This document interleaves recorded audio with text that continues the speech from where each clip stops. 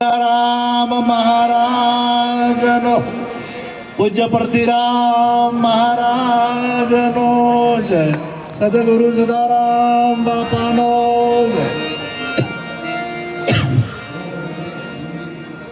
આજે ભીમરાડ મુકામે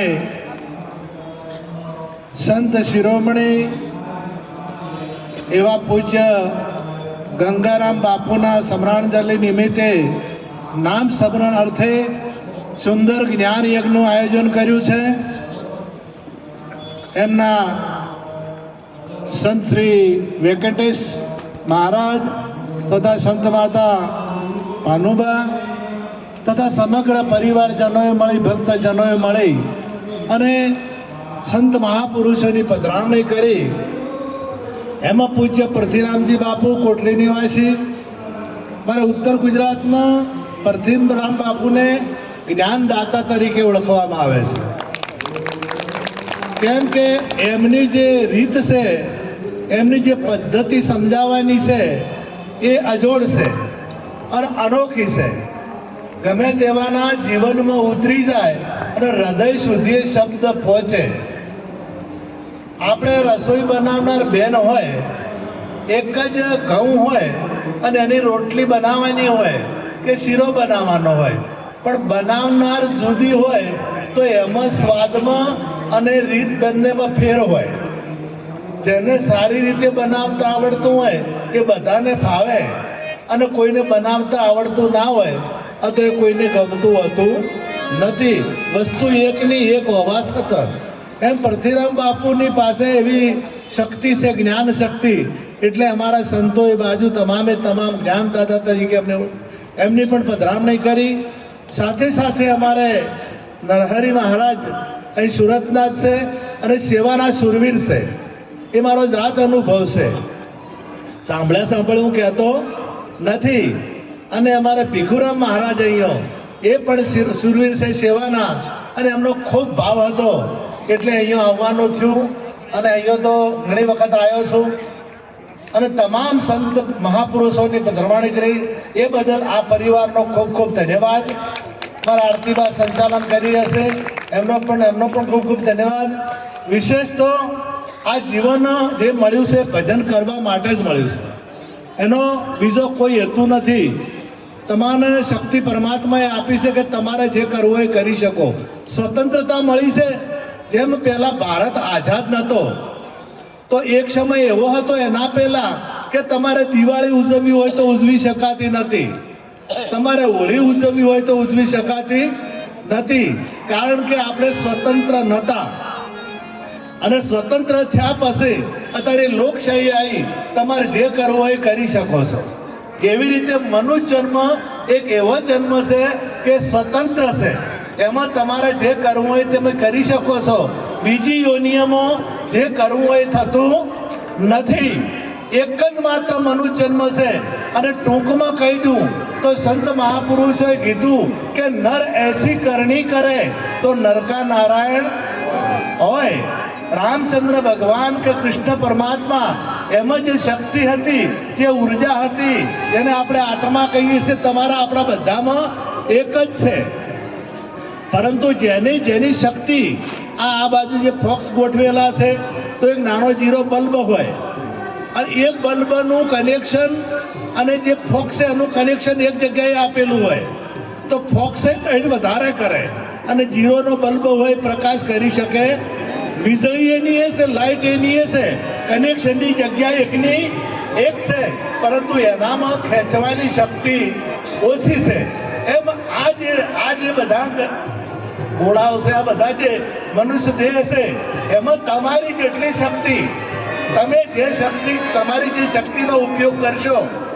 આપણા ઇન્દ્ર અને વિરોચન ભગવાન બ્રહ્માજી પાસે જ્ઞાનનો ઉપદેશ લેવા ગયા, આત્મજ્ઞાનનો, એટલે બંને એક વર્ષ સુધી રહ્યા અને એક વર્ષે મહારાજશ્રીએ કીધું કે તમે જળમાં તમારો ચહેરો જોઈ આવો।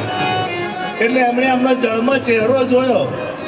બીજા દાડે કીધું કે તમે કપડાં બદલી અને જરાક વ્યવસ્થિત થઈને ફરી જોઈ આવો। તો બીજા દાડે એમણે ચહેરો જોયો એ ગુરુ મહારાજે કીધું કે આ તમે જે જોયું એ તમારું સ્વરૂપ, આ જે તમે જોયું એ તમારું સ્વરૂપ. હવે તમારી વિદ્યા પૂર્ણ થઈ એટલે તમે જાઓ. એટલે વિરોચન ને બંને નીકળ્યા. એ વિરોધ નક્કી કર્યું કે જે છે એ આ છે, ઓને હાચવો અને ઓના ઉપર રંગ રોગાન કરો અને મને જે કરવું હોય એ કરો.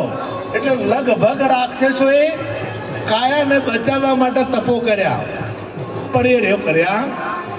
હિરણાક્ષિપુ હોય કે રાવણ હોય કે ઘણા બધા થઈ ગયા એ રાક્ષસો થયા, અને એમણે કાયાને બચાવવા, શરીરને બચાવવા માટે જ તપો કર્યા.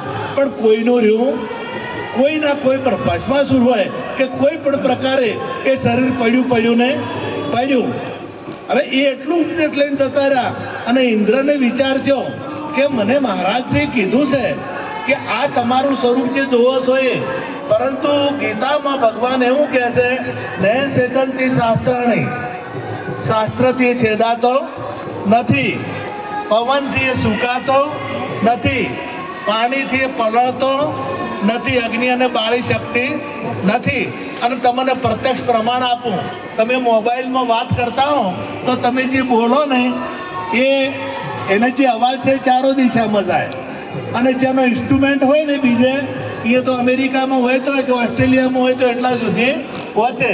હવે વચ્ચે તમે તલવારો લઈને કદાચ એ શબ્દને કાપો તો કપાય, એને કદાચ તમે ઝાટકા મારો, પાણી કદાચ અગ્નિ પ્રગટ કરો તો એ શબ્દને કંઈ થાય? હવે શબ્દને કંઈ થતું નથી. તો અમારા અમરસિંહ સાકી કહ્યું કે શબ્દાતીત 52 બારો, આદિ ને અંત છે, સદચિત આનંદ છે, વાલાનું નામ નિરંતર છે, શેષ વધે તે ઈશ્વર છે. આવું જે સ્વરૂપ છે. અને આ તો હાથ તો એક દાડો હાથને તો રોગ પણ લાગવું પડે, હાથ કપાઈ પણ જાય, આ શરીરને વૃદ્ધાવસ્થા આવે, આ શરીર પડી પણ જાય, તો મને આ વાત ફીટ થતી નથી, મને આ વાત સમજાતી નથી. એટલે પાછા આવ્યા, વિરોચન જતા રહ્યા અને ઇન્દ્ર પાછા આવ્યા. ઇન્દ્રએ કીધું કે બાપુ તમે કીધું, પરંતુ મને આ વાત મારા મગજમાં ઉતરતી નથી. કેમ કે તમે જેને જે સ્વરૂપ બતાવ્યું એ તો રહેવાનું નથી. અને આ આપણા ગ્રંથો એવું કહે છે, આપણા સંતો એવું કહે છે કે એ મરતો નથી કે જન્મતો નથી. તો આ તો આનું તો વિસર્જન થાય છે. એટલે તો કે ફરી તમારે રહેવું પડશે. ફરી રાખ્યા, અને ટૂંકમાં ઘણી લોભી વાત છે પણ ટૂંકમાં જ કરું કે એમને છેલ્લે પછી આત્મજ્ઞાન આપ્યું અને આત્માની ઓળખાણ થઈ. એટલે એ ગુરુ મહારાજના શરણ છોડ્યું. એ સિવાય ગુરુ મહારાજનું શરણ, એ શરણમાં તો રહ્યા જ છે. સર્વ ધર્મ પરિત્યાજ્ય મામેકમ શરણમ અહમ ત્વા સર્વ પાપેભ્યો મોક્ષામિ શુચ. તમે કેવળ સદગુરુના શરણો સ્વીકારો, એ બધું ગુરુ મહારાજ કરશે. લોખંડ ગમે એવું હોય ને, ગમે એવું કડક, અને જો કદાચ લુહારના હાથમાં જાય અને અગ્નિમાં તપાવવામાં આવે તો એનો જે ઘાટ કડવો હોય કડાય, પરંતુ એ સમર્પિત થાય અને અગ્નિમાં બળે તો સોનું એટલું કિંમતી હોય છે, પણ સોનાને અગ્નિમાં બળવું પડે તારે એનો ઘાટ આવે, એ સિવાય ઘાટ આવતો નથી. એમ સંતનું શરણું સ્વીકારો અને જ્ઞાના અગ્નિમાં તપે તો એનો ઘાટ આવે, એ સિવાય ઘાટ આવતો નથી. એટલે એક ટૂંકું દ્રષ્ટાંત કહીને મારી વાત પૂરી કરું કે એક સોનીની દુકાન હતી, અને સોનીની દુકાનની આગળ એક ભાઈ રાતે હુઈ રહે અને દિવસે બેસી રહે. એટલે મહિનો થયો પણ પેલો ત્યો રહે. એટલે જે દુકાનનો માલિક હતો એણે પૂછ્યું કે ભાઈ તમે અહીંથી કેમ ખસતા જ નથી? એટલે કે હમણાં મેં વચમાં એવું થયું હતું કે અમારી બાજુ બટાકા બહુ થાય, એટલે બટાકાનો ભાવ ઉતરી ગયો, ખેડૂતે રોડ ઉપર નાખ્યો હતો. પછી વચ્ચે ટમાટરનો ભાવ ઉતરી ગયો હતો ને તો ટમાટર રોડ ઉપર નાખ્યો હતો. વચ્ચે દૂધનો ભાવ ઉતરી ગયો ને તો દૂધે રોડ ઉપર ઢોળ્યું હતું. એટલે મને એમ છે કે હોનાનો ક્યારે ભાવ ઉતરે અને મારા ઉદ્યોગ ફેંકે, આ દુકાનવાળો બહાર ફેંકે તો હું લઈ જાઉં કે ભાઈ રાહ ના જોતો, હોનાનો ભાવ ઉતરશે નહીં અને કદી રસ્તામાં મળશે નહીં, અને એની કદી એડવર્ટાઈઝ આવશે નહીં. એ તો કુરકુરિયાની એડવર્ટાઈઝ આવે, એની એડવર્ટાઈઝ આવે નહીં. એ તો જ્ઞાની પાસે, સંત મહાપુરુષો પાસે અને દુકાનમાં એને ચોકી પહેરો બેહાડેલો હોય આ હોનું લેવું હોય તો એમ જો જ્ઞાન લેવું હોય તો સંત મહાપુરુષનું શરણાગતિ સ્વીકારવી પડશે, એ સિવાય મેળ આવશે નહીં. આટલું કહી મારી વાણીને વિરામ આપું. સદગુરુ મહારાજ જય ગુરુ મહારાજ.